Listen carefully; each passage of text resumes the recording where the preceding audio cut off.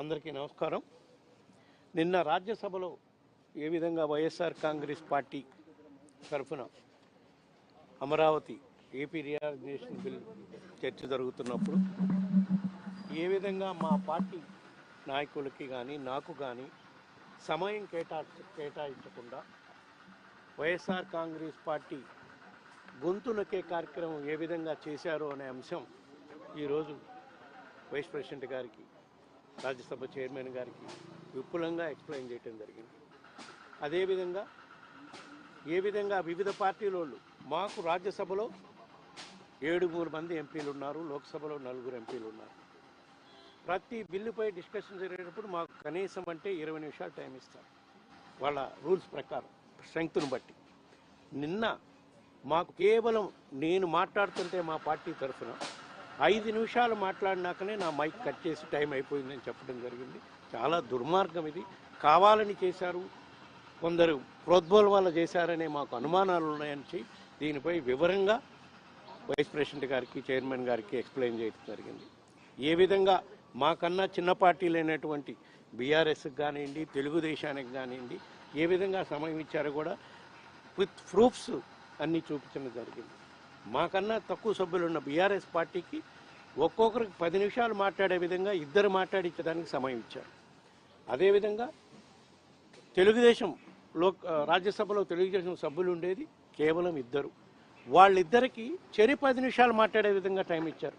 అంటే ప్రజల దృష్టిలో, దేశంలో ఉండే ప్రజలందరి దృష్టిలో వైఎస్ఆర్ కాంగ్రెస్ పార్టీ అమరావతికి వ్యతిరేకం అని దుష్ప్రచారం చేసే కార్యక్రమం చేయడానికి దీన్ని వేదికగా వాడుకున్నారని చెప్పి మేము ఈరోజు చైర్మన్ గారి దృష్టికి తీసుకోవడం జరిగింది. మేము ప్రధానంగా ఏమడుగుతున్నాం, అమరావతి క్యాపిటల్ నిర్మాణానికి మేము వ్యతిరేకం కాదు, మేము ఈ బిల్లుకు వ్యతిరేకము, ఈ ఫార్మేట్లో పెడుతున్న బిల్లుకు వ్యతిరేకమని లోక్సభలో చెప్పాం, రాజ్యసభలో కూడా చెప్తున్నాం.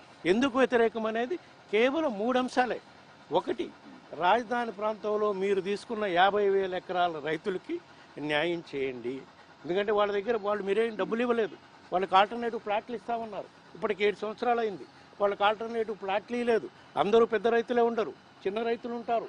వాళ్ళకి ప్లాట్లు ఇచ్చినా ఎక్కడో గ్రేవ్ యార్డ్స్లో, గుంటల్లో ఇచ్చారు. వాటికి రోడ్స్ లేవు అని చెప్పి ఈ మధ్యకాలంలో ఒక రైతు సూసైడ్ చేసుకున్న సందర్భం కూడా మనం చూసాం. సాక్షాత్తు ఒక మంత్రి గారు, కేంద్ర మంత్రి గారి సమక్షంలో, రామారావు అనే రైతు. ఇట్లాంటి పరిస్థితులు ఉన్నాయి. ఈ అంశం మీదనే దీనికి స్పష్టత ఇవ్వండి, ఈ బిల్లులో పెట్టండి. అమరావతి భూములు ఇచ్చిన రైతులకి ఏ విధంగా మీరు న్యాయం చేస్తారని ఈ బిల్లులో పొందుపరచండి అని అడిగాం. అదేవిధంగా ఇంకో అంశం, ఏ విధంగా ఈ రాజధాని ప్రాంతంలో మీరు నిర్మాణాలు నిర్మించబోతున్నారు, లోతట్టు ప్రాంతాలైన ఏరియాలో ఫ్లడ్ ఏరియాలుగా వస్తుంది, దానికి ఏ విధంగా ఎన్విరాన్మెంటల్ ఇంపాక్ట్ స్టడీ చేశారా లేదా, వాటిపై కూడా క్లారిటీ తీసుకొని దాన్ని కూడా ఈ బిల్లులో పొందుపరచండి అని చెప్తున్నాం. అదేవిధంగా ఏ విధంగా అమరావతి బిల్లు నిర్మాణం పేరుతో మీరు కరప్షన్ చేస్తున్నారు, దోపిడీ కార్యక్రమం జరుగుతుంది, ఏ విధంగా రాజధాని నిర్మాణానికి ఒక చదరపు అడుక్కి మన దేశంలో ఎక్కడ ఏ పెద్ద నగరాల్లో అయినా సరే 4,000 రూపాయలు అవుతుంది, 5,000 రూపాయలు అవుతుంది. అది మీరు అమరావతిలో స్క్వేర్ ఫీట్ ఇప్పటి వరకు మీరు 47,000 కోట్ల టెండర్లు ఫైనలైజ్ చేశారు ఈ గత 2 ఏళ్లలో. స్క్వేర్ ఫీట్కి మీరు 12,000 నుంచి 14,000 రూపాయలు చదరపడికి నిర్మాణ ఖర్చుగా చూపించి టెండర్లు ఫైనలైజ్ చేశారంటే దీంట్లో ఎంత అవినీతి జరుగుతుంది, ఎవరు జేబుల్లోకి డబ్బు పోతుంది అనేది తేల్చాలి, దానికి స్పష్టత ఇవ్వండి, దాన్ని కూడా ఇందులో పొందుపరచండి అని చెప్పి మేము అడిగాం. ఇంకో ప్రధాన అంశం, ఎక్కడ క్యాపిటల్ నిర్మాణం చేయాలన్నా కూడా దానికి ఎంత ల్యాండ్ కావాలి, ఏంది కావాలి. ప్రధాన నగరాలు, ఇప్పుడు భారతదేశంలో నగరాల్లో కలకత్తా పెద్ద నగరం, కలకత్తా 50,000 ఎకరాల్లో స్ప్రెడ్ అయ్యింది. ఎప్పుడు నిర్మాణం చేశారు? సుమారుగా 200 సంవత్సరాలు పట్టింది. ఢిల్లీ మొత్తం కలుపుకుంటే కూడా సుమారుగా 10,000 ఎకరాల్లో ఉంది. బెంగళూరు కానీ, చెన్నై కానీ ఎన్ని వేల ఎకరాల్లో ఉంది. సో ఇది ఆచరణ సాధ్యమైన, దీనిపై కూడా దృష్టి పెట్టండి. దేనికి ఇన్ని వేల ఎకరాలు తీసుకొని దీన్ని మళ్ళా రైతులకి న్యాయం చేయలేకుండా ఉన్నారు. ఇటువంటి అంశాలన్నీ కూడా ప్రజల దృష్టికి తెలియాలి అని చెప్పి మా వాయిస్ వినిపించాలి అనుకుంటే ఏ విధంగా అయితే లోక్సభలో మా పార్టీ తరఫున వినిపించారో, ఆ తర్వాత మేము అదేవిధంగా రాజ్యసభలో ఇంకా డీటెయిల్గా ఎక్స్ప్లెయిన్ చేయాలనుకుంటే మా గొంతు నొక్కే కార్యక్రమం చేశారని చెప్పి ఈ అంశాలన్నీ కూడా చైర్మన్ గారికి వైస్ ప్రెసిడెంట్ గారికి చెప్పడం జరిగింది. తప్పకుండా ఏదైతే నేను నాకు టైం కట్ చేశారో ఆ టైంలో నేను ఎంతవరకు స్పీచ్ మాట్లాడానో బ్యాలెన్స్ స్పీచ్ మాట్లాడకుండా ఎక్కడ కట్ చేశారో అదంతా కూడా రికార్డులోకి ఎక్కే విధంగా చర్యలు తీసుకోవాలని చెప్పాను. టేబుల్ ఐటమ్గా రికార్డ్ అయ్యే విధంగా చర్యలు తీసుకోవాలని చెప్పాం.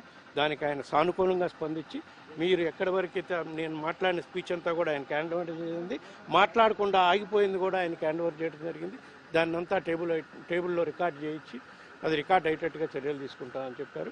ఇంకో ప్రధాన అంశం, చట్టపరంగా రాజ్యసభ సెక్రటరియట్ రూల్స్ ఎట్లా ఉన్నాయో నాకు తెలియదు, కానీ నాకు తెలిసినంత వరకు గ్యాలరీలో కూర్చున్న సభ్యుల గురించి ఫోటోలు టెలికాస్ట్ చేసే పద్ధతి ఇదివరకు ఎక్కడా లేదు.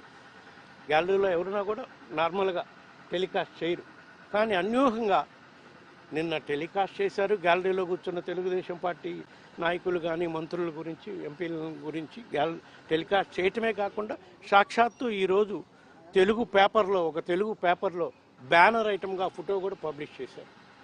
దీనిపై కూడా మీరు ఎంక్వైరీ చేసి రూల్స్ ఎట్లా ఉన్నాయో, రూల్స్ దీని పర్మిట్లో అవుతాయా లేదా, దీనిపై కూడా చర్యలు తీసుకోవాలని చెప్పి ప్రెసిడెంట్ గారిని వైస్ ప్రెసిడెంట్ గారిని కోరటం జరిగింది.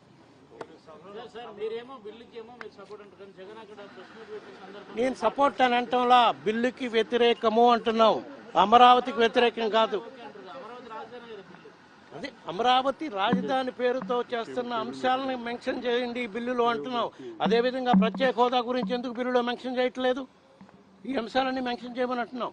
జగన్ గారు కూడా ఏం చెప్పారు నిన్న, అన్ని వేల కోట్లు అక్కడ పెట్టే బదులు అందులో ఎంతవరకు ఆచరణ సాధ్యమైంది? 7 సంవత్సరాల నుంచి మనం ఏమి నిర్మాణం చేయలేకపోయాం. ఇంకా రాబోయే రోజుల్లో ఎన్ని సంవత్సరాలు పడుతుంది మీరు నిర్మాణం చేయాలంటే? ఎంత రుణాలు తీసుకురావాల్సి ఉంటుంది? ఎందుకంటే 2 లక్షల కోట్లు అవసరమైందని వాళ్ళే చెప్తున్నారు కదా. 50,000 ఎకరాలకు 1,00,000 కోట్లు, మళ్ళా తీసుకునే 50,000 ఎకరాలకు 2 లక్షల కోట్లు అవుతుందని.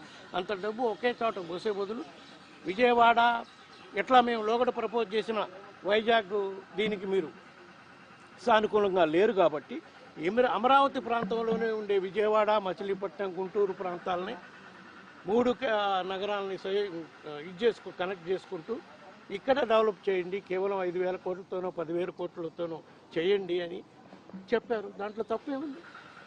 అట్లా అని మేము దీనికి వ్యతిరేకమని చెప్పట్లేదు కదా. ఆచరణ సాధ్యమయ్యే ఆలోచన చేయమని అడుగుతున్నాం అంతే.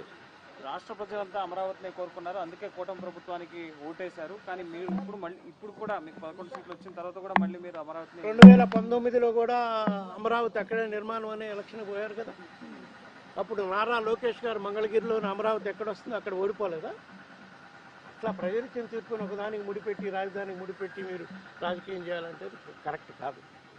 చదరపు అడుగు 14,000 రూపాయలు అవుతుందని మీరు అన్నారు. సో నిన్న లోకేష్ మాట్లాడుతూ సమర్థించుకుంటున్నారు, ఇంత పెద్ద రాజధాని కడుతున్నప్పుడు ఆ మాత్రం ఖర్చు అవుతుందని సమర్థించుకునేటువంటి ప్రయత్నం చేస్తున్నారు. ఎంత పెద్ద రాజధాని అండి?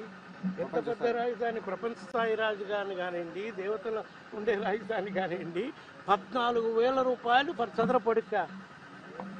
అది ఎక్కడా కూడా ఏ ఇన్స్టిట్యూషన్ కానీ ఎవరైనా గవర్నమెంట్కి సంబంధించిన ఇంజనీర్లు కానీ సర్టిఫై చేయమనండి ఎందుకు ఎంత ఖర్చు అవుతుందో.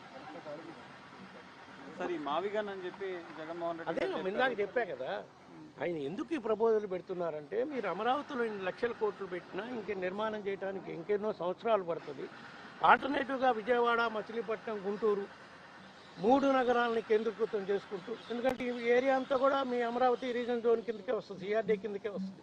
కేవలం మీరు అమరావతి అట్నే రీజన్ డెవలప్మెంట్ కావాలని కోరుకుంటున్నారు కాబట్టి మీరు ల్యాండ్ ఎక్వైర్ చేశారు. ఇక్కడ పెట్టండి, 5,000 కోట్లతోనో 10,000 కోట్లతోనో 1 ఇయర్లో కంప్లీట్ చేసుకొని కార్యక్రమాలు స్టార్ట్ చేయొచ్చు కదా అని చెప్పడం జరిగింది.